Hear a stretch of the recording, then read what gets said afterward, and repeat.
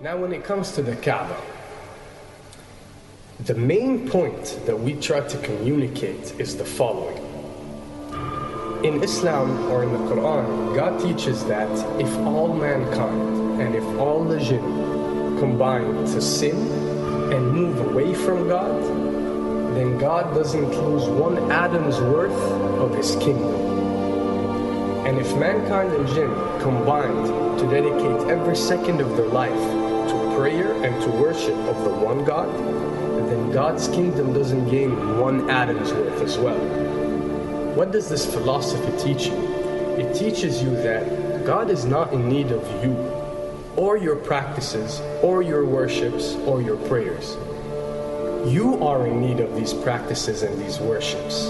You are in need of God and not the other way around. If you can understand that philosophy, then you can appreciate prayers and what they are meant to do, which is basically enlighten you. So when dealing, for example, with the Ka'bah, Muslims are required to go and perform Hajj one time in their life, and it's one of the 5 pillars of Islam. Growing up, most Muslims accept this, and most of them do it without questioning, and this is the essence of belief, and this is great. But at the same time, this doesn't mean that if you question or research, you're going to come back with negative or bad answers. The opposite is actually true.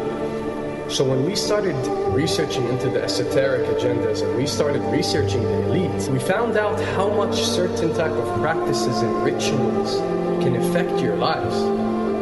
So when we went and placed this on Islam, we developed an even deeper respect for this religion and a far deeper respect for God and the creator of us.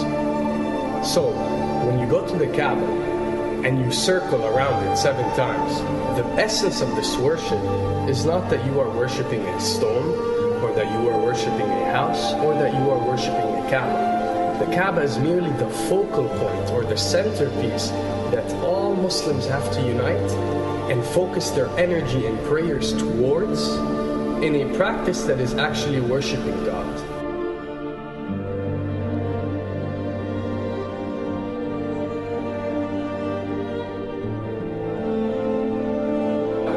Now, going in circles counterclockwise does not break you away from time and space.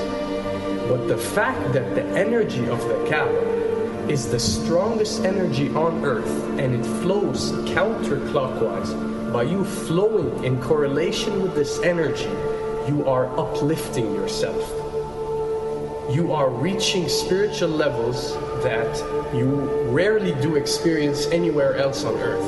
And the fact that you got to do it 7 times, and we are taught that there are 7 skies or 7 samawat or 7 spiritual planes, then one can discover that each circle breaks you through a spiritual plane spiritually, so you can reach the ultimate state of wisdom and spirituality.